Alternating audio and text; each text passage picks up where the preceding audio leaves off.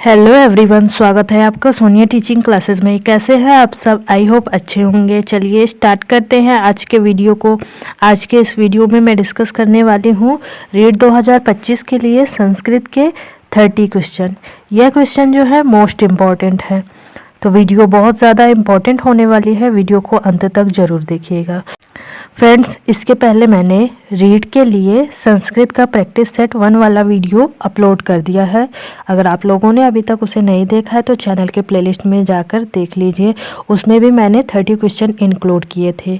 और यह जो प्रैक्टिस सेट की सीरीज़ चलेगी, यह आपकी तैयारी को बेहतर बनाने के लिए बहुत ही हेल्पफुल होगी, तो वीडियो को पूरा ज़रूर देखिएगा। चलिए बिना देरी के स्टार्ट करते हैं वीडियो को। सबसे पहला क्वेश्चन जानते हैं। सः ग्रामस्य निक्षा तिष्ठति इति वाक्यं संशोधयत्। स ग्रामेण निक्षा तिष्ठति, स ग्रामं निक्षा तिष्ठति, स ग्रामात् निक्षा तिष्ठति, स ग्रामाय निक्षा तिष्ठति। फ्रेंड्स, बताइए आप लोग इसका आंसर क्या सही होगा। आप लोग भी आंसर देने की कोशिश करिएगा और आपके 30 में से कितने क्वेश्चन सही होते हैं लास्ट में कमेंट बॉक्स में ज़रूर बताइएगा। और फ्रेंड्स, अगर आप लोगों को इस वीडियो की पीडीएफ चाहिए तो टेलीग्राम चैनल का लिंक मैंने डिस्क्रिप्शन में दे दिया, आप लोग वहां पर ज्वाइन हो जाइए, पीडीएफ मिल जाएगी। तो इस प्रश्न का सही आंसर है ऑप्शन बी, स ग्रामम निक्षा तिष्ठति। यह वाक्य सही है। ऊपर जो वाक्य लिखा है प्रश्न में, स ग्रामस्य निक्षा तिष्ठति, यह वाक्य गलत है। इसका सूत्र क्या होता है? यह द्वितीय विभक्ति का सूत्र है। इसका सूत्र क्या है? अभिता परिता समया निक्षा हा प्रतियोगी अपि। इसका मतलब क्या है समझिए। अभिता यानी दोनों ओर या आसपास, परिता यानी चारों ओर, और समया यानी समीप, निक्षा यानी निकट, हा यानी शोक के अर्थ में, प्रति यानी ओर। इन सब के अर्थ में क्या होता है? जिस भी वाक्य में आपको यह शब्द मिल जाए, समझिए वहाँ पर द्वितीय विभक्ति होगी। यह द्वितीय विभक्ति कर्मकारक का सूत्र है। सूत्र क्या है? अभिता परिता समया निक्षा हा प्रतियोगी अपि। इन सब के योग में द्वितीय विभक्ति होती है, ध्यान रखिएगा। आप सूत्र के माध्यम से पढ़ेंगे तो बहुत ही आसानी से आप संस्कृत का अनुवाद कर पाएंगे। तो यहाँ पर सही आंसर होगा ऑप्शन बी। अगला देखिए। वयम महाविद्यालयं गच्छामः वाक्यस्य अस्य वाच्य परिवर्तनं कुरुत। अस्माभिः महाविद्यालयः गम्यते, अस्माभिः महाविद्यालयं गम्यते, वयम महाविद्यालयः गच्छामः, अस्माभिः महाविद्यालयः गम्यन्ते। आप लोग भी बताइए इसका आंसर क्या होगा। फ्रेंड्स, इसका आंसर है ऑप्शन ए वाला, अस्माभिः महाविद्यालयः गम्यते। यह इसका सही वाच्य परिवर्तन है। वयम महाविद्यालयः गच्छामः का सही वाच्य परिवर्तन होगा अस्माभिः महाविद्यालयः गम्यते। वाच्य परिवर्तन कैसे होता है? ये जो शब्द लिखा है वयम, यह जो है प्रथमा विभक्ति बहुवचन का है, अहम आवाम वयम। तो यहाँ पर इसका वाच्य परिवर्तन होगा, कर्मवाच्य में क्या होगा? यहाँ पर तृतीय विभक्ति बहुवचन हो गया है, यानी मया आवाभ्याम अस्माभिः। महाविद्यालयम जो है यह द्वितीय विभक्ति है, तो कर्मवाच्य में क्या हो जाता है? प्रथमा विभक्ति हो जाता है कर्म की प्रथमा विभक्ति हो जाएगी कर्मवाच्य में, और वहीं कर्तृवाच्य में कर्म की द्वितीय विभक्ति रहेगी।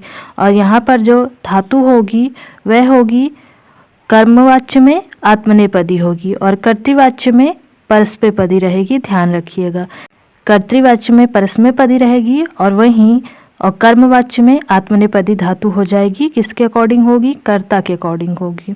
ये होता है वाच्य परिवर्तन का नियम, ध्यान रखिएगा। तो इस तरह यहाँ पर सही है ऑप्शन ए।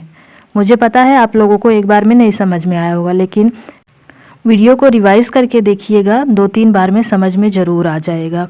कर्तृवाच्य में कर्ता जो होता है वह प्रथमा विभक्ति में रहता है, तो वहीं कर्मवाच्य में वह तृतीय विभक्ति में हो जाता है, और कर्म जो रहता है कर्तृवाच्य में वह द्वितीय रहता है, और कर्मवाच्य में कर्म प्रथमा हो जाता है। और इसमें जो धातु रहेगी वह रहेगी परस्मैपदी कर्तृवाच्य में, कर्मवाच्य में आत्मनेपदी हो जाएगी। यही है वाच्य परिवर्तन का नियम। बहुत ही आसान है, आप लोग समझ जाएंगे। ध्यान रखिएगा, ऑप्शन ए यहाँ पर सही आंसर है। अगला देखिए। दुग्धम च जलम च अत्र समासः अस्ति द्विगु द्वंद्वः अव्ययीभावः तत्पुरुषः। यहाँ पर समास है द्वंद्व। बहुत ही आसानी से समझ में आ रहा है। ऑप्शन सेकंड सही आंसर है। अगला क्वेश्चन देखिए, विलासमेव पदे अव्ययः अस्ति मेव विलास समेव या एव। विलासमेव पद में अव्यय है एव। ऑप्शन फोर्थ सही आंसर है, ध्यान रखिएगा। अगला क्वेश्चन देखिए, धृष्टता इत्यत का प्रत्यय अक्तः तव्यत तल या ता। धृष्टता में कौन सा प्रत्यय है बताइए आप लोग। धृष्टता में प्रत्यय है तल। ऑप्शन थर्ड सही आंसर है। अगला क्वेश्चन देखिए, इक्तिन प्रत्ययान्त पदम अस्ति नया प्रीति क्षमा या पठिता। इक्तिन प्रत्यय से बना पद कौन सा है? प्रीति है। ऑप्शन दो इसका सही आंसर है, ध्यान रखिएगा। अगला क्वेश्चन देखिए, सततम शब्दे धातुरस्ति तम तद तन या तप। इसका सही आंसर है ऑप्शन थर्ड तन। सततम शब्द की धातु है तन, ध्यान रखिएगा। फ्रेंड्स, अगर आप लोगों को वीडियो पसंद आ रही है तो वीडियो को लाइक कीजिए, अपने दोस्तों के साथ शेयर कीजिए और चैनल को सब्सक्राइब कीजिए। अगला क्वेश्चन देखिए, भय योगे कारकः भवति संप्रदान अधिकरण अपादान या करण। भय के योग में कौन सा कारक होता है? भय के योग में कारक होता है अपादान। ऑप्शन थर्ड सही आंसर है, यानी पंचमी विभक्ति होती है। इसका सूत्र क्या है? सूत्र के माध्यम से अगर याद रखेंगे तो बहुत ही आसानी होगी। जैसा कि मैंने आपको कहा, भीत्रार्थानाम भय हेतु, भीत्रार्थानाम भय हेतु में पंचमी होती है। इसमें कौन कौन से वर्ड आएंगे? भी मतलब भय, भय मतलब डरना, एक तो भय हो गया, और त्राण, त्राण मतलब रक्षा करना, तो दो वर्ड आएंगे। भीत्रार्थानाम भय हेतु में पंचमी होती है, जिसमें दो वर्ड रहते हैं, भय और रक्षा करना, दो वर्ड रहते हैं, इनमें पंचमी होती है। जहाँ भी आपको ये शब्द मिलेंगे संस्कृत का अनुवाद करते समय, वहाँ पर पंचमी विभक्ति यानी अपादान कारक होगा, ध्यान रखिएगा। ऑप्शन थर्ड सही आंसर है। अगला क्वेश्चन है, सत्यम नास्ति महाभाष्य पतंजलि, पतंजलि का है महाभाष्य। अष्टाध्यायी पाणिनि, पाणिनि का है। सिद्धांत कौमुदी भट्टोजी दीक्षित, भट्टोजी दीक्षित का है। लिंगानुशासन कात्यायन, नहीं, लिंगानुशासन कात्यायन का नहीं है, कात्यायन वार्तिककार हैं। कात्यायन का है वार्तिककार हैं, इन्होंने पाणिनि के अष्टाध्यायी ग्रंथ का वार्तिक लिखा है, ध्यान रखिएगा। तो सत्य नहीं है, ऑप्शन फोर्थ वाला, फोर्थ यहाँ पर सही है, ध्यान रखिएगा। अगला क्वेश्चन देखिए,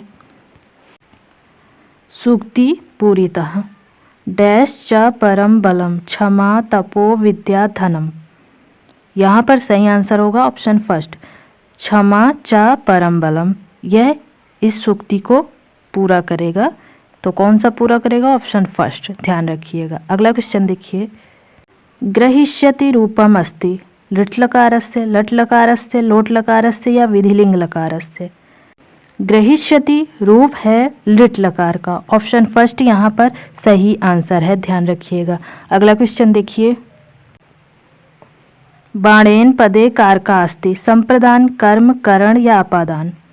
बाणेन पद में कारक है करण, यानी यहाँ पर तृतीया विभक्ति लगी हुई है, करण कारक है। कौन सी विभक्ति है? तृतीया विभक्ति और करण कारक। तो ऑप्शन थर्ड यहाँ पर सही आंसर है, बाण से, बाण से इसका अर्थ होगा, ध्यान रखिएगा, करण कारक है। अगला क्वेश्चन देखिए,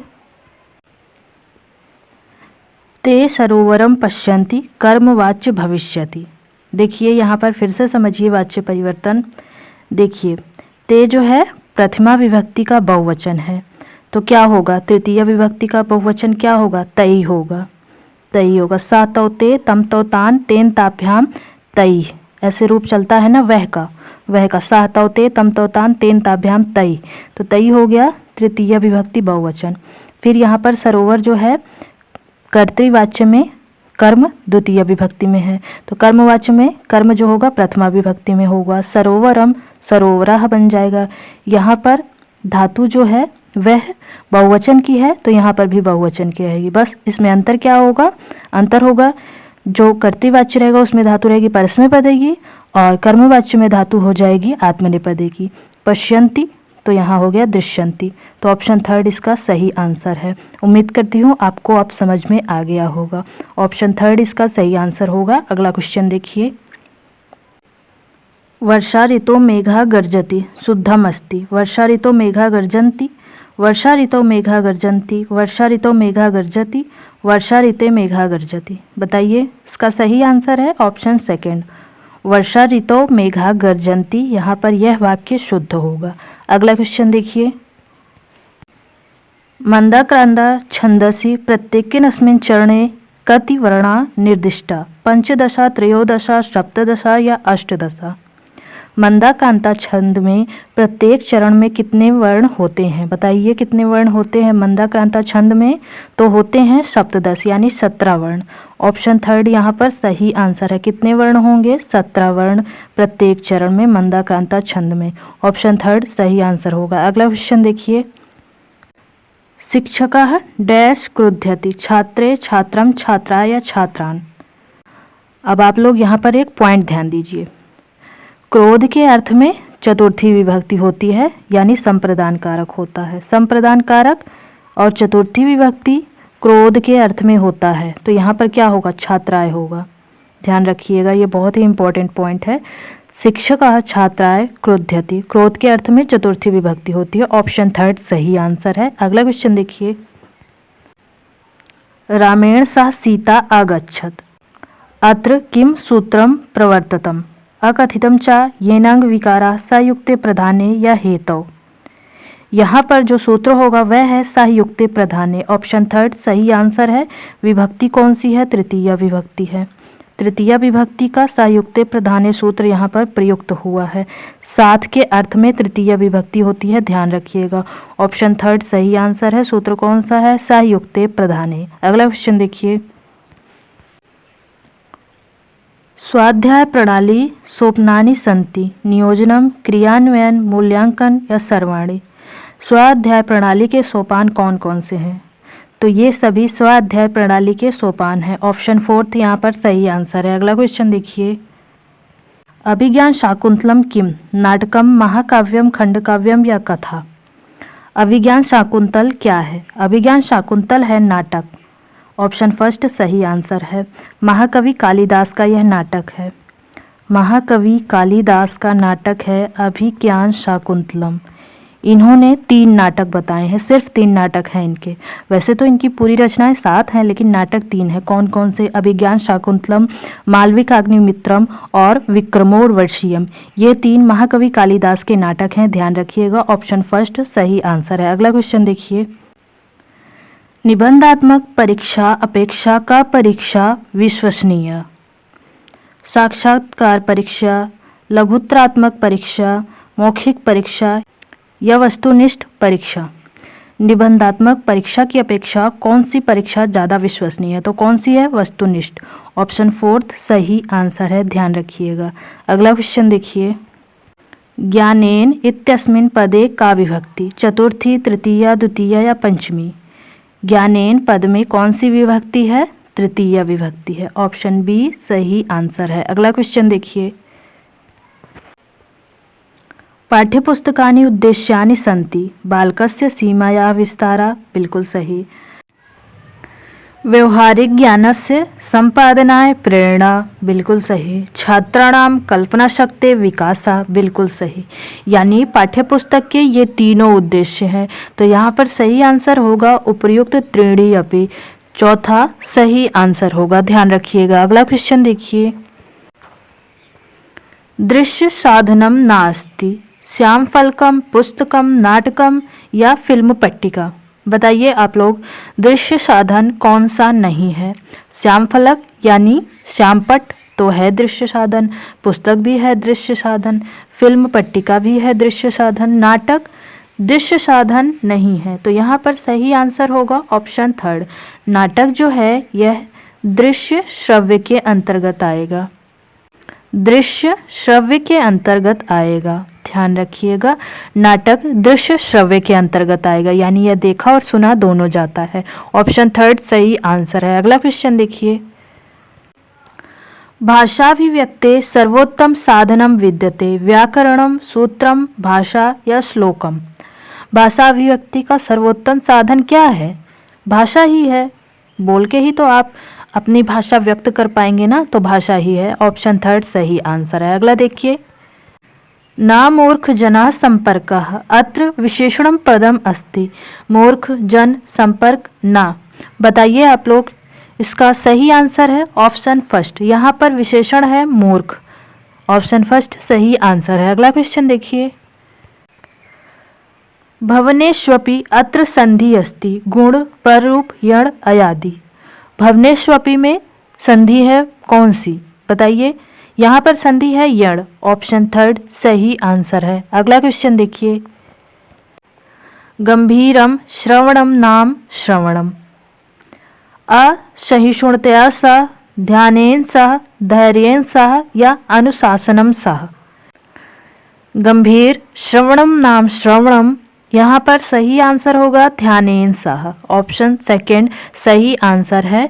ध्यान के साथ गंभीर श्रवण का नाम सुनिए, ऑप्शन सेकंड सही आंसर होगा। अगला क्वेश्चन देखिए, कुशलम पठनम नास्ति चिंतितम संरचनात्मकम कल्पनात्मकम या प्रगतिशीलम, यानी कुशल पठन कौन सा नहीं है, तो चिंतितम जो है यह कुशल पठन नहीं है, ऑप्शन फर्स्ट सही आंसर होगा। अगला क्वेश्चन देखिए, सस्वर पठनम आवश्यकताम वर्तते शुद्ध उच्चारणम भावग्रहणम काठिन्य निवारणः या प्रश्नानाम समाधानः।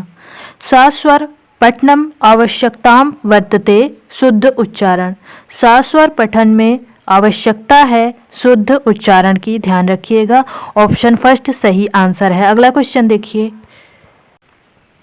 संस्कृत शिक्षणे अन्वयस्द्वितीय भेदा वर्तते खंडान्वयः दंडान्वयः शब्दान्वयः या अर्थान्वयः।